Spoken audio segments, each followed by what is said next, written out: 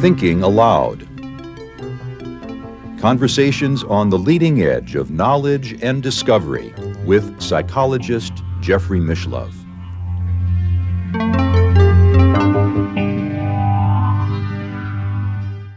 Hello and welcome. I'm Jeffrey Mishlove. Our topic today is personhood, and my guest is James Tunney, an Irish barrister. He is author of The Mystical Accord, Sutras to Suit Our Times, Lines for Spiritual Evolution. Also, The Mystery of the Trapped Light, Mystical Thoughts in the Dark Age of Scientism. The Empire of Scientism, the dispiriting conspiracy and inevitable tyranny of scientocracy. Tech Bondage, Slavery of the Human Spirit. He's also written 2 dystopian novels, Blue Lies September and Ireland, I Don't Recognize Who She Is. James lives in Gothenburg, Sweden, and now I'll switch over to the internet video. Welcome, James. It's a real pleasure to be back with you again after many months. Well, it's a real privilege and pleasure for myself, my friend, to continue our dialogue and conversations, and I'm looking forward to our conversation today.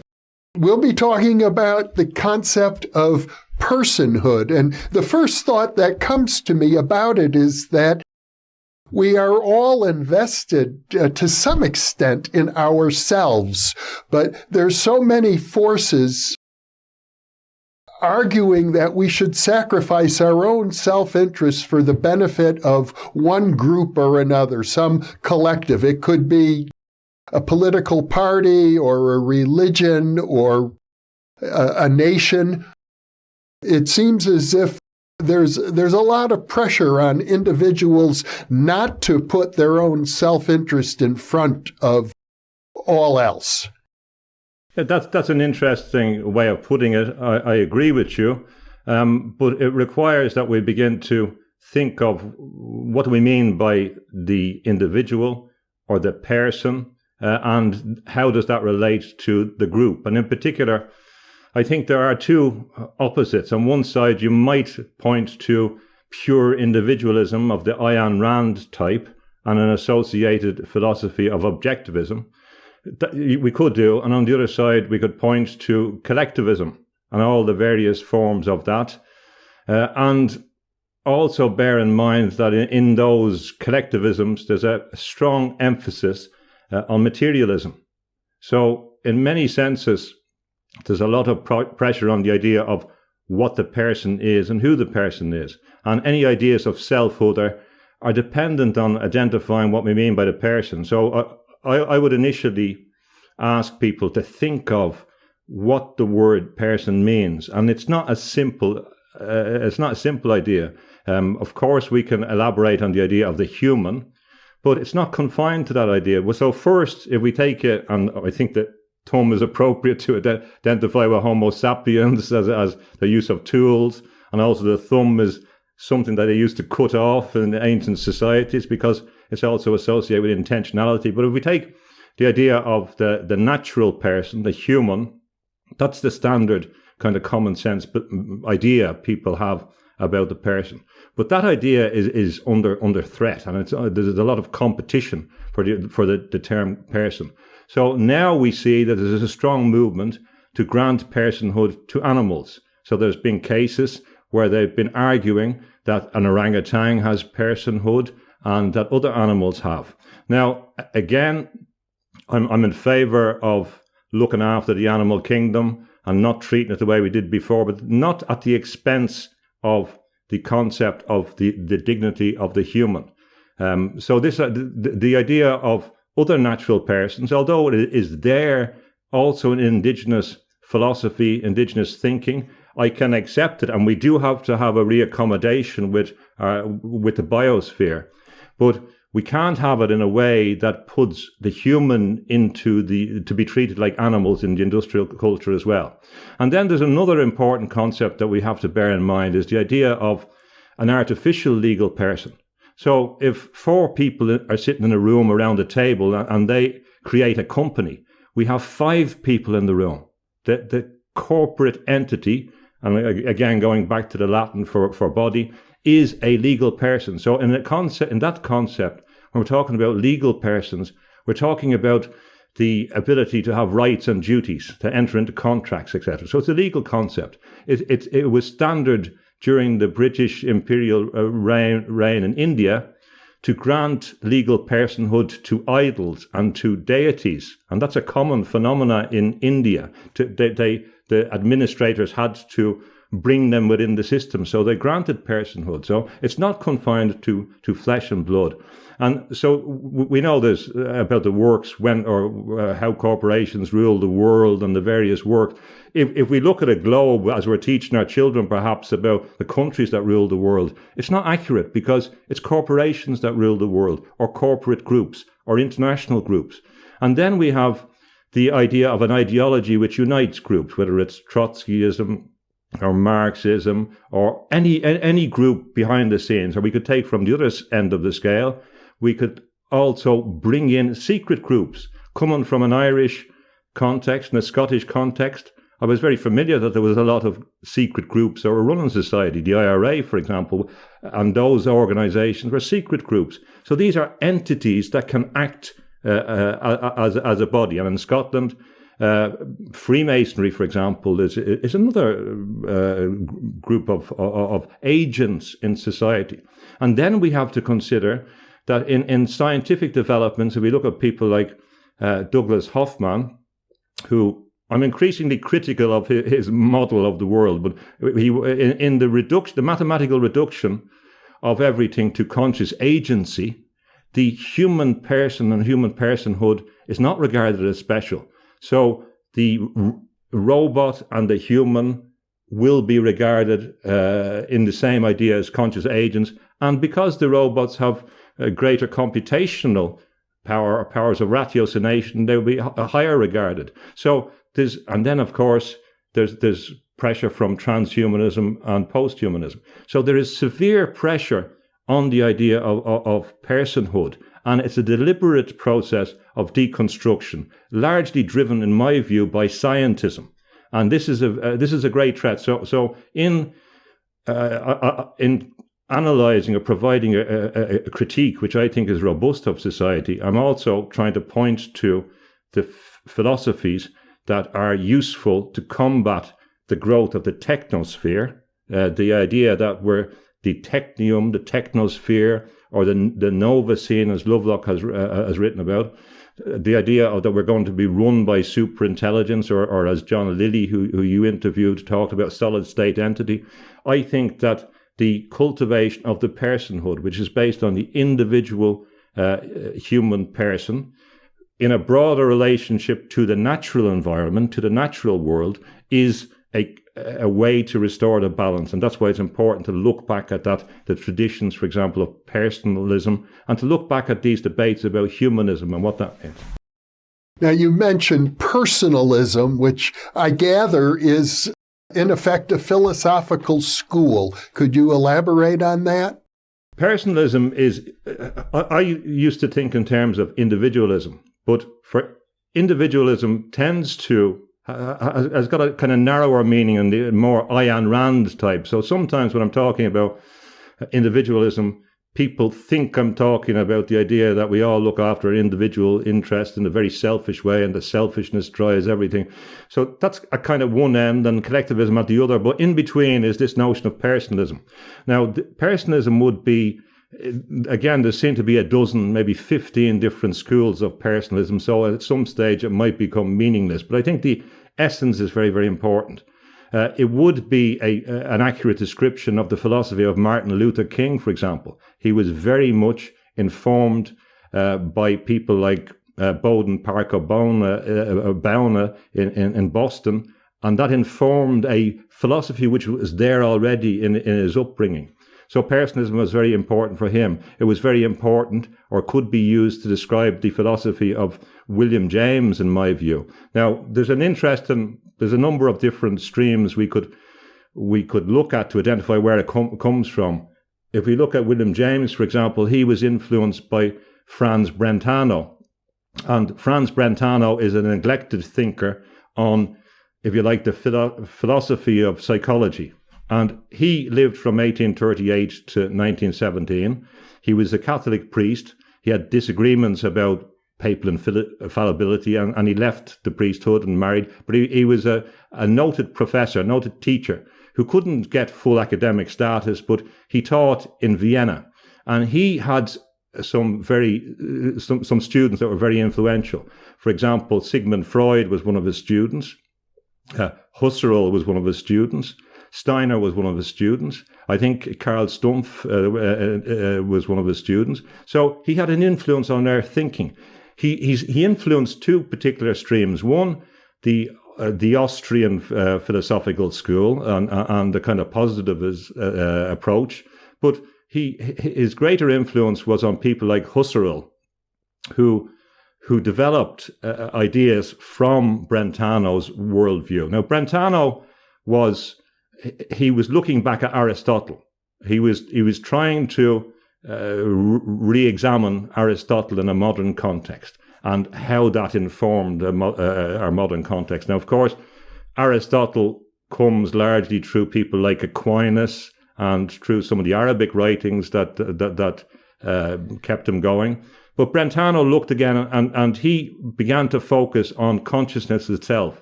And he began to focus on interiority and the significance of interiority and the inner life. And Husserl continued that in a methodological context, and he developed a kind of modern phenomenology distinct from Hegel and others beforehand.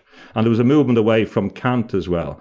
So they began to focus on the significance of experience, on the significance of the individual.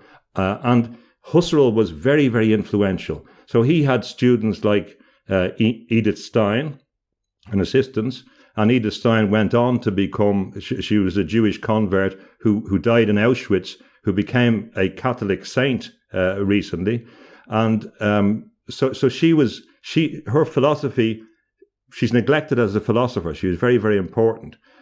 Also, he influenced or had a contact with Max Scheler, who would have influenced Karl Wojtyla, who wrote a dissertation on this subject and went on to become John Paul II. So there was this very interesting connection between Judaism and Christianity and Catholicism, and there's a great efflorescence of thinking there that had a great influence on philosophy here, and of that there was a connection between philosophy growing in the United States and Europe. And there's one more element in this. I would also point to different places in Germany. He was at Freiburg, Husserl and some of his students, and he got visits there and connections from people like Gunther Anders and Hannah Arendt, who were married at one stage, and they were personalists in one sense. And they were very much associated with the critique of totalitarianism. So personalism becomes a very important critique of totalitarianism and technology. And also I would mention William Stern, who in his book in 1906 wrote about the person and the thing. He argued that we have to distinguish between people and objects. And I think this is very important, because what's happening with transhumanism and that is the person is becoming a thing. It's becoming an object. And a final figure, Jeffrey, sorry for going on too long, is another figure who went to Breslau, where William Stern was, which is now Wrocław in Poland, and that was Kurt Goldstein. And Kurt Goldstein who had worked with prisoners who had survived World War I or soldiers who suffered trauma. And he developed in his holistic view of the organism a kind of therapeutic approach that he brought to the United States. And he was the one that developed originally the concept of self-actualization. So there was also this current of Naturphilosophy associated with Goethe, which led to a holistic view of things. So I think all these ideas branch together. But the essential idea is that the human person is the basis not only of epistemology and ontology, but of what the world is about. And it's similar but different to idealism. There are subtle differences, I think, with idealism. I'm surprised that you haven't brought up Mirandola and the oration on the dignity of man and all of the Renaissance thought about the nature and importance of the person. The idea of personhood and the idea of the human they overlap, but they're kind of distinct in a kind of theoretical sense. But you're correct. And this, you point to and you put your finger on a key moment that personalists recognize. So there is a distinction. So what does that mean, humanism? Now, we seem to know and have common sense. We're able to identify what a human is. It's very, very interesting, the Turing test. It's meant to be difficult for us to identify whether a computer can act like humans. But it is ironic that we now have to identify ourselves to computers when we're filling in some of these capture things. It's quite incredible reversal. But if we go back to Mirandola, there's a crucial period. There's two figures that I believe were the fork in the road of Western civilization and world civilization. And they were largely contemporary. And that's Mirandola, as you mentioned, and Leonardo da Vinci. Now, both were Renaissance figures, but they were hugely different if you look at the content, as far as I can see, of their philosophy.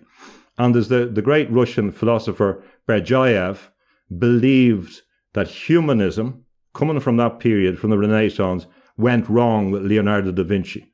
And what was the difference? Well, if you look at Pico della Mirandola, his humanism was a total holistic worldview that was very informed by ideas of Hermeticism. There was ideas of magic. The Kabbalah was crucial in it. So it was a unifying view, a cosmopolitan view that was informed by perennial philosophy and saw the individual as not just the body, but the spirit as well, in a wide sense. And I've seen the interview that you did with Michael Cremo in relation to the Vedas and UFOs, which is at this time it's just coming out. And he mentions at the start, which was interesting, that the Vedas are a personalist philosophy. So this is another idea of the person that I should have mentioned, that we also have supernatural persons. So in Mirandola's world, he saw that he believed that we had elements of animality, of the beast, but we had a potential to be angels, potential to be higher beings. Now, when we contrast that with Leonardo da Vinci, remember as well, although we celebrate his paintings, he only did a few, by the way. He only did a handful of paintings. He wasn't painting much. He was part of the mathemagician, if you like. They use the term from the Phantom Toll Booth that I learned out my daughters. I heard them reading the Phantom Toll Booth, and he talks about the mathematician in Digitopolis who lacks rhyme and reason.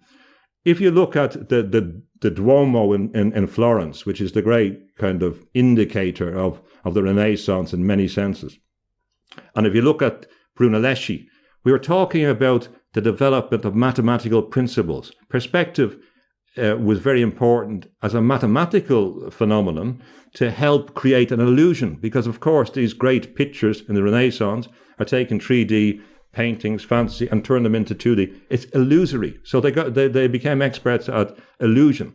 So the movement on from Leonardo da Vinci on his path is the movement of ratiocination, the movement, in my view, that Blake criticized, that comes through Newton, that manifests in people like John Locke, and that focuses purely on the rational element, on the mathematical element, on the machine element. Mirandola was not like that. So there is a split there. So when we're talking about the Renaissance, there's different conceptions of the human. Now the post-humanists come along, they say, look, humanism is bad because it excluded women and it excluded this and it had this view. But we're talking about different types of humanism. You can pick a certain type of humanism and take it out. And sometimes when they're saying that these groups were not included in the idea of humanism, they're simply wrong. Sometimes they're talking about legal concepts of personhood. They're not talking about the original ideas.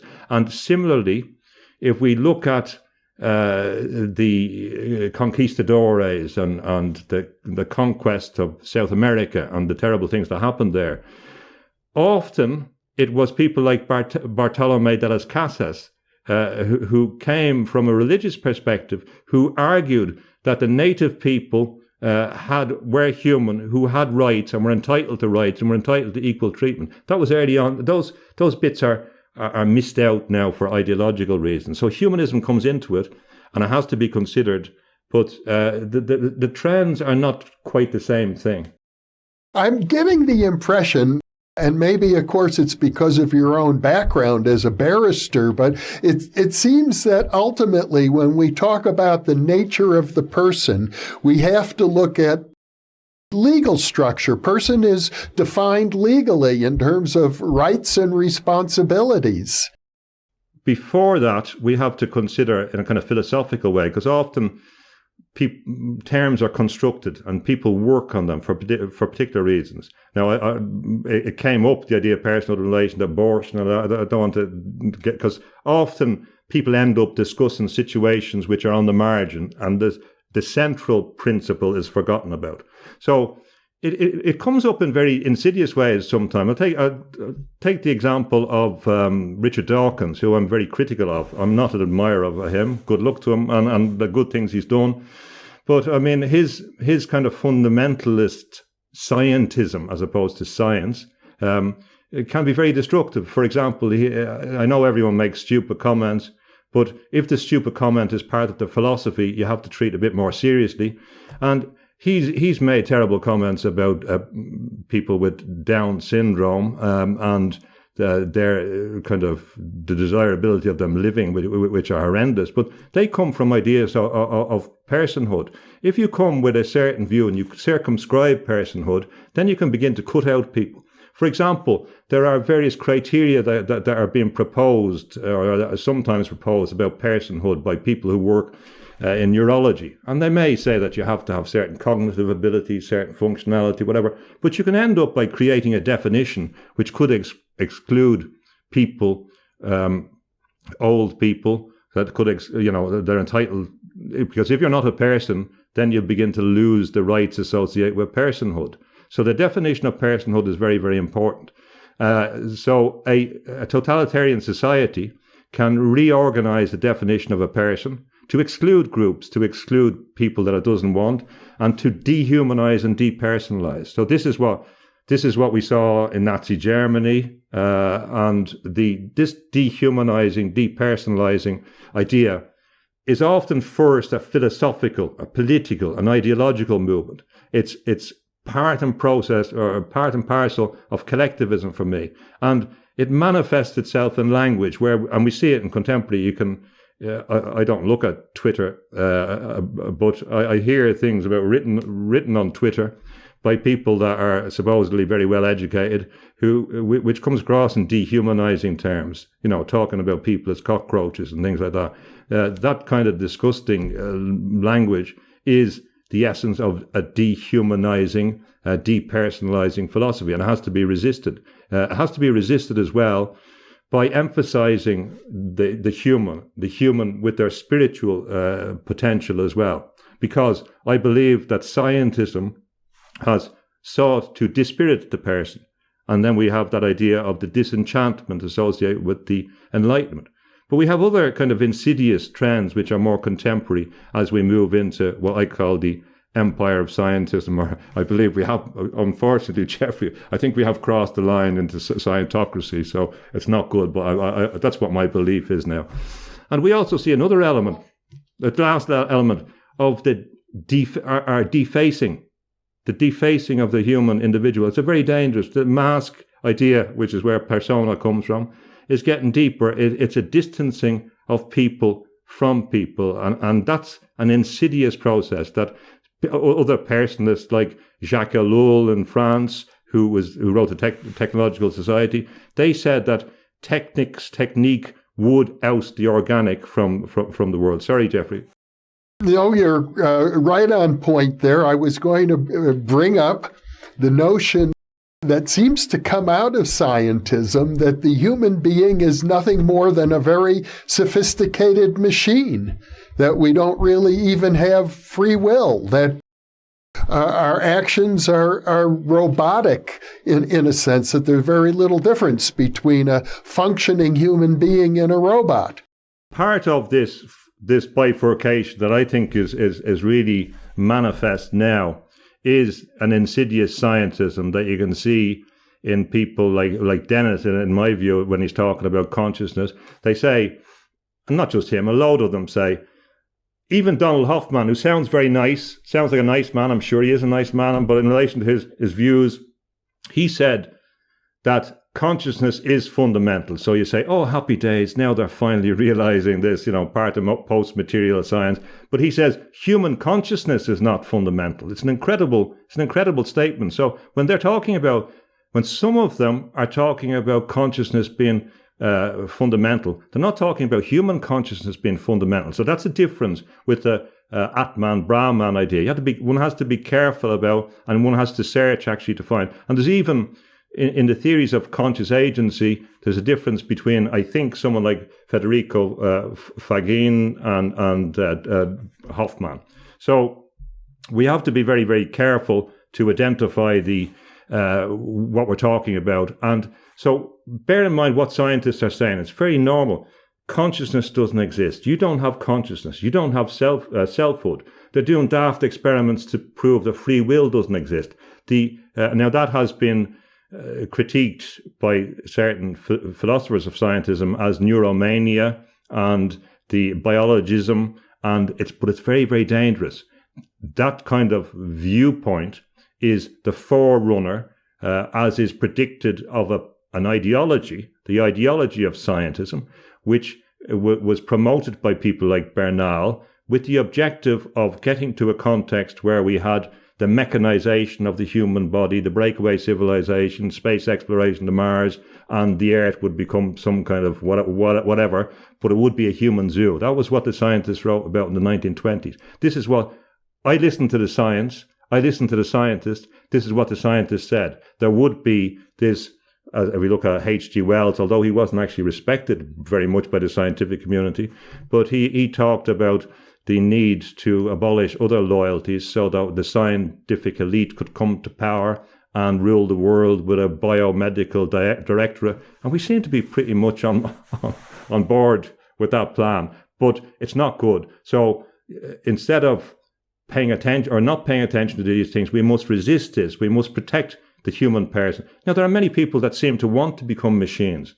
Like as Elon Musk says, you get your telephone, you're a cyborg. And there's a lot of people want to develop that, and they do want to become integrated into the system. And that's supported by people that you wouldn't expect. It seems to be supported by Terence McKenna, if you look at his writings. It seems to be supported by Teilhard de Chardin. It's supported by, if you read what they were saying, this idea that we'll all be integrated into some collective superintelligence is very, very strong. It's being predicted now by scientists. I resist that. I'm going to stick with the old humanity. And also on the final point, Jeffrey, sorry for going on, you probably forgot how much I bang on sometimes, but if you look at, I did an interview with Professor Anthony Clare, who's dead now, and he did an interview in a series called In the Psychiatrist's Chair. He was a television psychiatrist, but a practicing psychiatrist, professor of psychiatry, and he interviewed a man who was a famous forensic psychologist. And he said he was surprised when he was talking to him because the man in the interview said that humanity stinks. So this is quite typical, a kind of misanthropy that you find in the scientific community, in the technoscience. They don't like people. They're quite clear. And he said another funny thing. He said that in his opinion, that a lot of people that love animals hate humanity, or a lot of people that hate humanity love animals.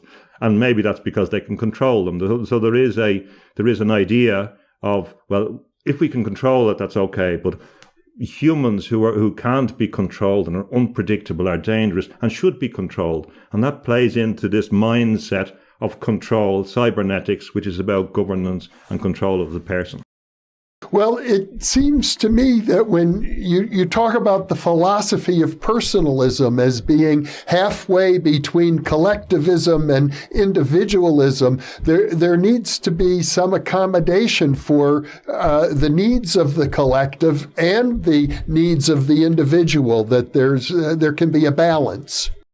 Yes, and there has to be some sensible model for this. So the old ideologies don't work, and I think that in many senses, communism and crony capitalism are, as my friend, well, I talked to him a few times, George Galloway, the politician, the left-wing politician in Britain, he says, two cheeks of the one arse. That's to quote him. I hope we can say this in our show. It's two sides of the one coin. They're in the same materialist thing. He didn't say that in the same way that I was talking about. So how do we resolve this issue? The one who thought most about this, I think, recently thinking about how we find a solution, is Stafford Beer. Stafford Beer who studied cybernetics and management. He was also involved with Salvador Allende as an advisor before Salvador Allende was overthrown on September 11, coincidentally, in South America. And they were looking at how they could create, as far as I can see, a simulated economy. Now, this is an interesting phenomenon, because I believe we're going to move into the new industrial age that's coming. First, we'll have a kind of breakdown, and then we'll have this new age of automation, industrial age, where there'll be a simulated economy. It won't be real in any sense. But he explained why, in cybernetic terms, the Soviet Union broke down. It broke down because of basically dysfunctional centrality. You can't manage a system from the center. So it was going to break down. But at the time, and presciently, he said that the Western system has too much centrality and it will break down. So he predicted that, and he saw that in the Thatcherite approach, etc., that there was going to be a breakdown in Western civilization. So he explained the model that has to work, and looking at biological systems. What you want to have is autonomy of the parts. And this is an area of mirology. This is what Brentano was talking about as well, funnily enough. And this idea of holism and the relationship of the whole to the parts is critical. So the parts in any functioning biological system need to have a degree of autonomy to work for the parts. They need to have a relationship with the overall system, but only that which is efficient enough to maintain the system operation, and it can't be any more power accorded to the center beyond the autonomy. And the amazing thing in his view, or when I was reading his description, is that degree of autonomy is what we would describe as freedom in many contexts. It's giving freedom to work. So the great problem of the 20th century was the belief in central planning for many people. If you look at critiques of the road to serfdom, but it's not just a left-right issue. Any centralized system is going to break down. The difference now is that the cyberneticians believe they can create a global pseudo-economy based on cryptocurrencies, based on mixing the Chinese and US systems where the companies have power, and they believe that they can do central planning 2.0, and also the consequence of that will be human 2.0, the iteration of the human.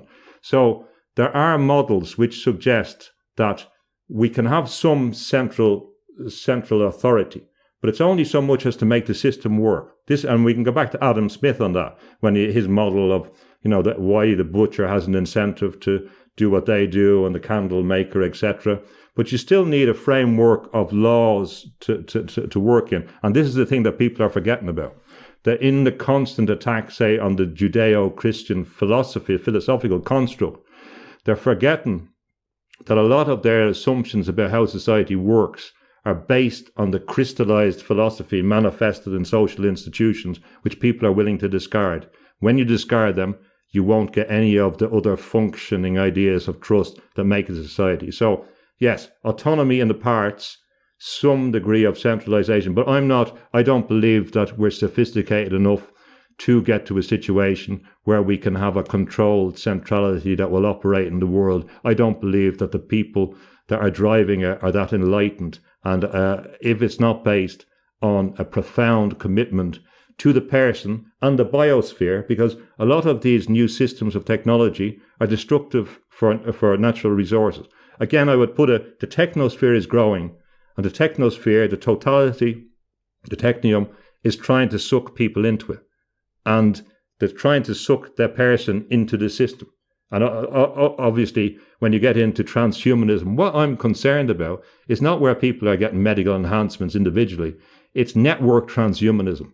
You won't have a choice. You'll get your little chip or whatever, and then you're some kind of zombie linked to a system. This is, in fact, what Teilhard de Chardin was kind of talking about, if you read between the lines. It's not a very pretty situation, but there are ideas that can solve that, and they're actually more scientific ideas than political ideologies.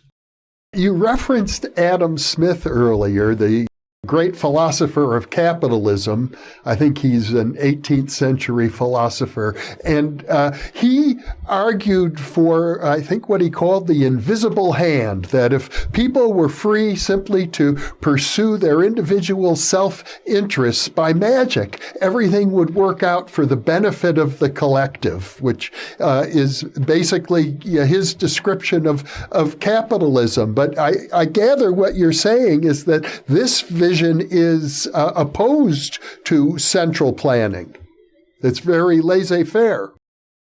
There's a combination. There's a book recently written about the theological underpinnings of the Enlightenment. Because if you look at Adam Smith and David Hume, although you could take some of their statements as kind of movement away from the old theories, they were accepting that there was a Judeo-Christian organization system. They made presumptions about the existence of a legal system, for example. If you don't have a legal system, you're not able to enforce contracts or deal with certain elements in society, and then you have a breakdown. So they were making certain assumptions about persistence. What Smith also wrote about deeper issues, about virtue and philosophical issues that are not emphasized in discussions, because certain objectivists want to cut out anything about the spirit, about a deeper dimension. So his writing is a lot fuller than just merely the market description. He was from Kirkcaldy, which was about an hour from where I lived or less in Scotland. And the Enlightenment in Scotland was based on a very broader view of society. And we also had, of course, a lot of esoteric context in Scotland, people involved in a very deep range in the esoteric world at that time.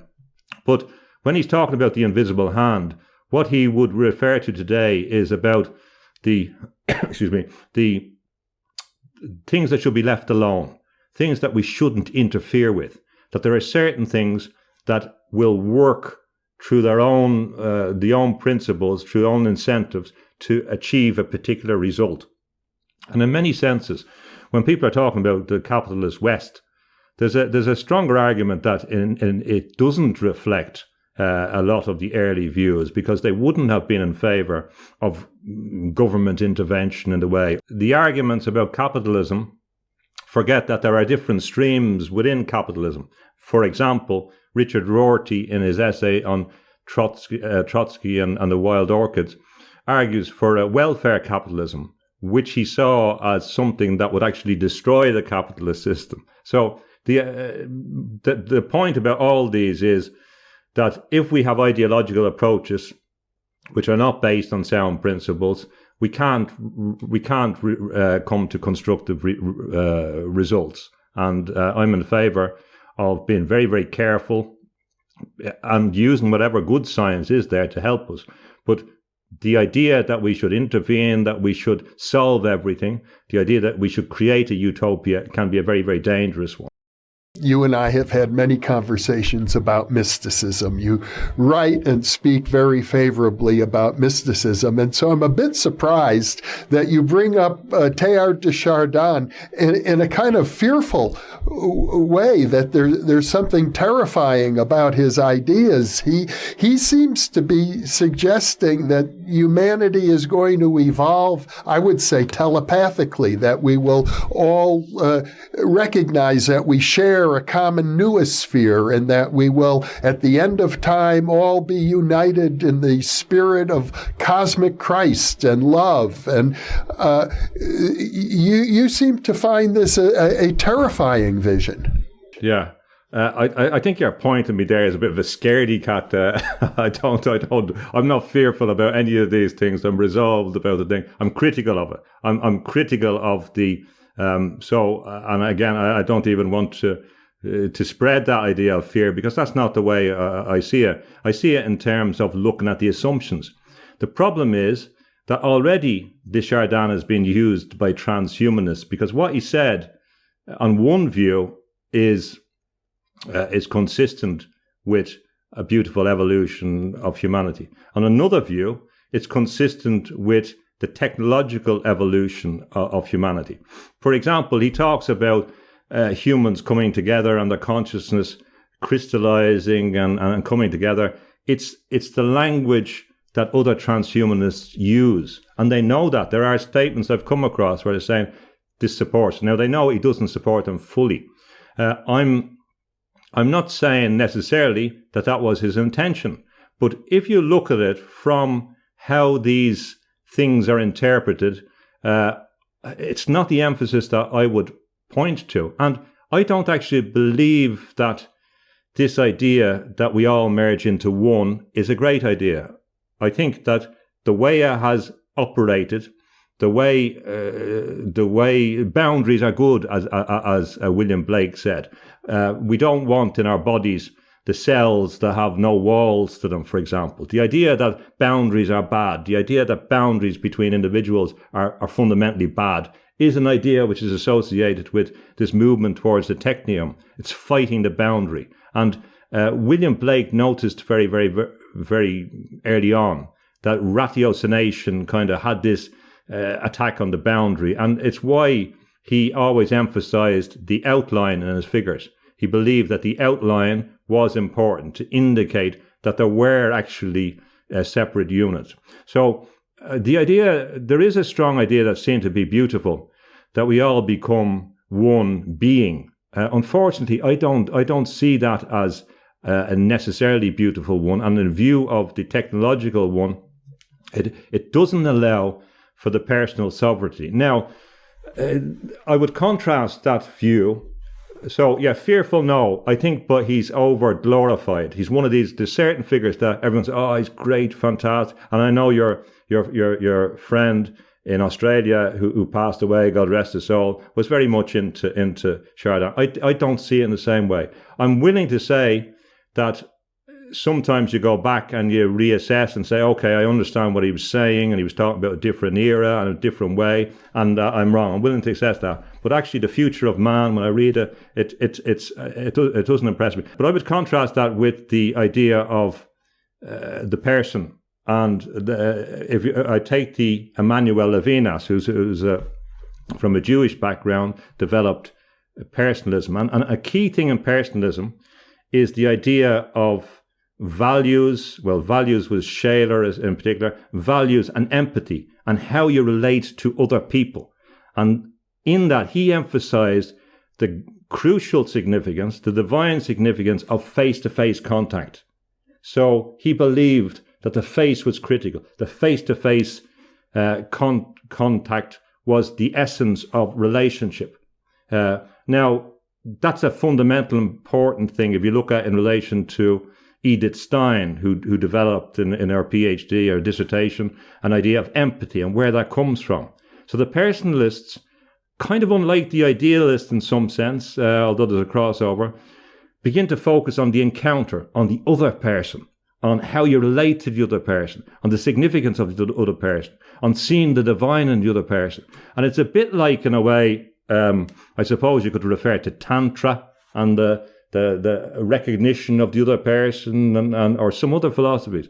It's to see a person before you. It's to engage them. It's not there in the same way, for example, in Buddhism, because in Buddhism you could say it is in certain streams, but there is a certain deconstructive focus on attributes as opposed to a person. Even though they have reincarnation, there seems to be an unwillingness to accept that there is some kind of entity that continues or exists in some way. It's a bit strange in some sense. So the personalist focuses on the individual who comes through a process of empathy and engagement to a higher interaction through the encounter, as opposed to some kind of way that we're just all linked up and we get some computational power in a superintelligence format. And of course, Martin Luther King was a great example of personalism. And in the United States, one of William James's students, Mary Whitton Calkins, was a great personalist. He said, I think she was one of his best students. She didn't get a PhD, although she was awarded a PhD. Harvard didn't grant her a PhD.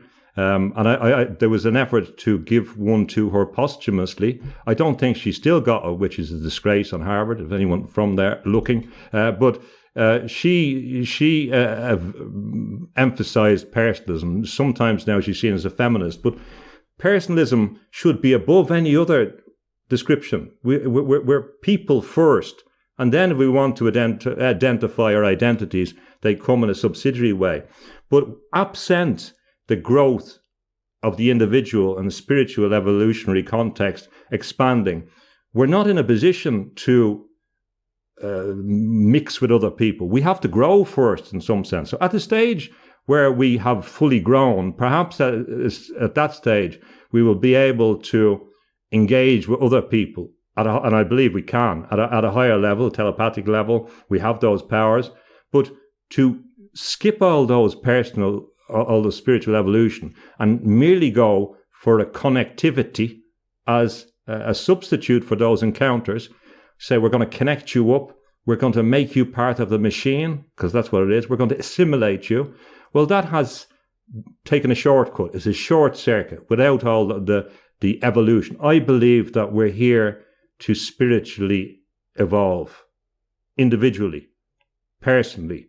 And I also believe, I don't think it would be unlikely that we'll see major collapse of institutions, say like the Catholic Church, for example. It's again, there's a undue centrality there, which is not very healthy.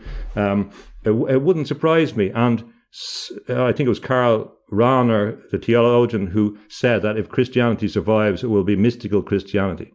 I believe, and if you look at the last point, Martin Luther King at the time of Montgomery was having a difficult time. He was almost having a nervous breakdown. He didn't believe he would be able to continue. He had the famous kitchen table incident where he's wondering, can he continue? He's wondering about his family. He's wondering where he'd get the courage from. And it was at that point that he had kind of a mystical experience of the divine, which took his fear away. It was a classic kind of sense of an input from abroad. And he believed that for him, because there is a link between, but not necessary to have that link with the divine or theistic personalism, that God was a personal God. It didn't mean that God looked like the fella that you might see on a stool in the pub. It meant that you could have a personal relationship with the divine. So Martin Luther King saw that personal God as meaning that you had a relationship with a force which could intervene to support you. And similarly, if we look in the Hindu traditions and the Vedic traditions, that personalism is there in relation to avatars, etc. So, I find that there's too much uncritical acceptance of the Chardin. Actually, one critic of the Chardin, an early critic. Now, I haven't found this because it's in French, but I haven't got the book yet. I can read French, but okay. But Bernard Charbonneau criticized the Chardin, and Bernard Charbonneau was the inspiration as well for Jacques Ellul. They were two French personalists who understood that technology was turning to totalitarianism in the way that Gunther Anders, the son of William Stern, the great who we talked about early on. Gunther Anders was Gunther Stern, and of course his father developed child psychology. But Charbonneau criticized Desjardins, and I think he saw that it was supportive, intentionally or not, of this idea of the human as something similar. If you look at the word, it's something similar to crystals. He talks about crystallization. He talks about, it's the language of crystallography, which is also the subject that J.D. Barnell, I'm not putting them in the same category, J.D. Barnell, he was a crystallographer. And there seems to be something in a certain mindset which requires things to be fixed, immutable, unpredictable. And it doesn't like the organic. It doesn't like things which are unpredictable. It doesn't like the unknown. It doesn't like uncertainty. And I got that sense in Desjardins. I could be wrong. I will stand corrected when I do more research. To conclude our discussion, let me bring up the whole area of parapsychology, which is the main focus of the New Thinking Aloud channel to begin with.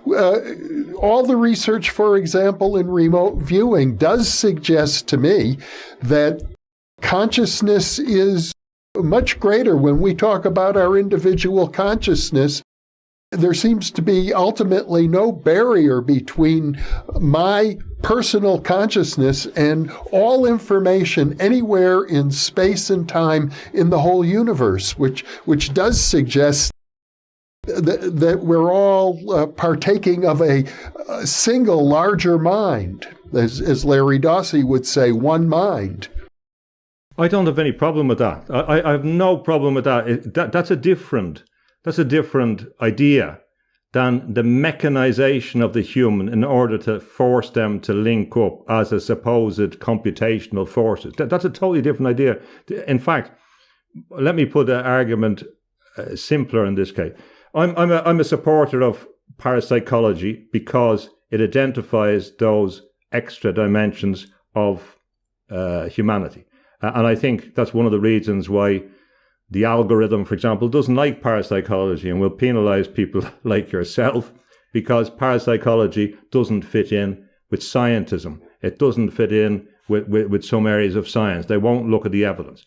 So what I am suggesting is that the balance to the technosphere is what I call the Anima Spheres. So that would refer to the domain that you talk about in where the psychonauts travel to, using Gene Houston's idea and that. So where are the psychonauts traveling to? This is the interior space that the personalists were talking about. This is the interiority. So in my view, a lot of, like William James talked about, a lot of our consciousness is merely the interface between the great interior space and the external world. So we can't confuse the interface, and that's different from Hoffman's view, but we can't confuse the interface with the totality of our experience.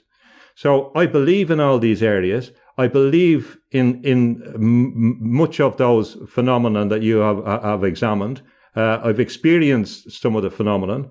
The most difficult one actually I have is apports. That's one that I find difficult. But the rest of them I have no problem with. And I believe that to be the true basis. But in all those contexts, in a spirit body, you don't lose your entire spirit body. There is still, even in the near-death experience, there is still a unity that comes back.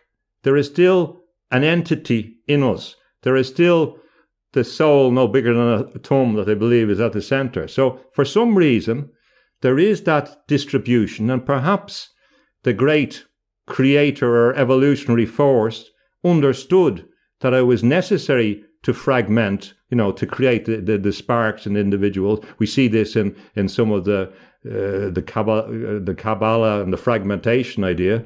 Perhaps in the great wisdom, there was an idea that we would and were meant to evolve individually to do that. But all those psychonauts, they don't come back as a different physical form, and they communicate. And this is merely the cities, the higher levels, but it's not talking about a physical transformation. The physical transformation is the dream of the materialists, and I've referred to it recently as the black magic of materialism.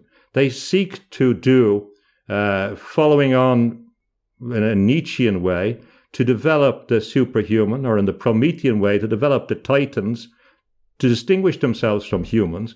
And this is an idea that, or this was dealt with by Sri Aurobindo in an essay on supermanhood. He distinguished between spiritual evolution and utilizing material approach to develop powers.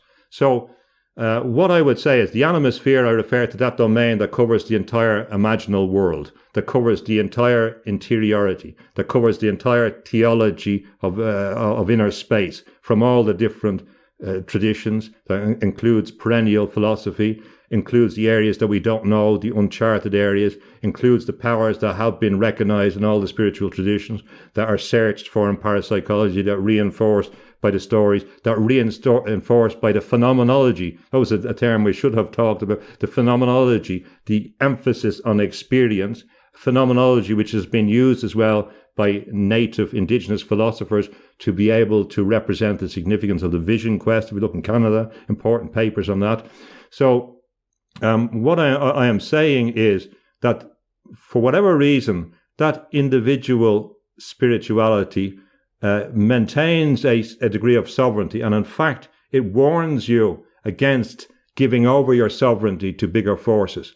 This is what it warns you in particular. If you take in the Christian tradition, where Satan offers, you can have all this, you can have all the world, and that's what you're in many ways, they say you're meant to reject that. The Buddha would be the same thing in relation to confusing the illusory thing with whatever way you want to express it in relation to your soul or the elements internally. So I think that the critique of the technosphere and the critique of scientism is a support of the parapsychological endeavor, and it's a support of the recovery of the spiritual tradition of humankind that's being taken away. But it's worse now, because in the 1860s, people like Huxley and that, they came for the human spirit, and they began to wipe it off the blackboard of human memory. They began to take it from discourse, and that was why the word psychology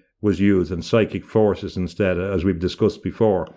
But now they're going for more things. They're going to take away consciousness itself. This is what the impetus of certain forces within the technosphere, within scientism, is seeking to do. It's seeking to mix up the map with the territory. It's seeking to focus on models and not substance. And in that sense, people can easily be deluded, hypnotized, made a mistake. What I would say is that I believe in people. I believe in the persons, irrespective of any other quality. And quality is an important aspect as opposed to quantitative approach. That we're moving into a situation where we will only exist as a quantified self who are run by machines. I want to emphasize the human, the importance of the human, the sovereignty of the individual, the sovereignty, and from there the solidarity with other people through recognition of them, irrespective of superficial categorization that people love to do, to put you into categories, because divide and conquer is a strategy of the empire of scientism. Don't let yourself be put in a category.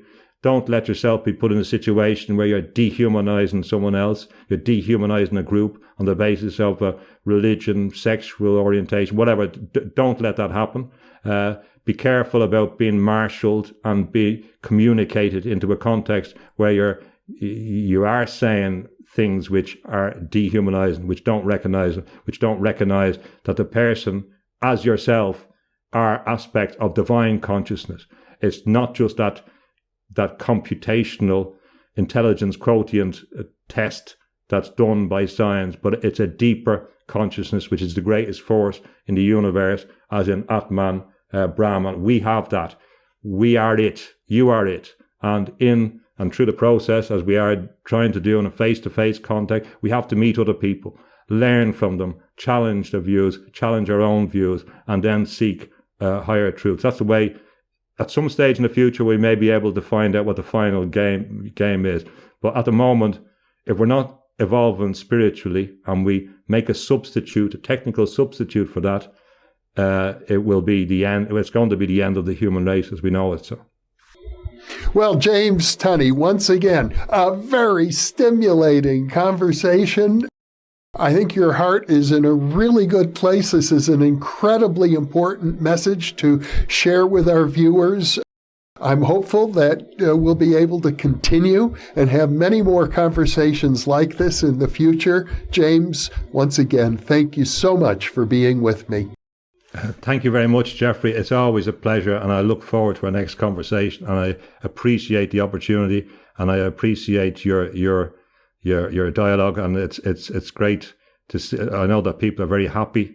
And people are very happy in Sweden as well to see you back. You have an audience around the world, and you have a lot of people that love you, and a lot of people that missed you and were concerned about you, although they didn't have to be, but they were. So that's nice to know, and I'm delighted that we're talking again and trying to solve or articulate our opinions on these topics. Thank you. And for those of you watching or listening, thank you for being with us.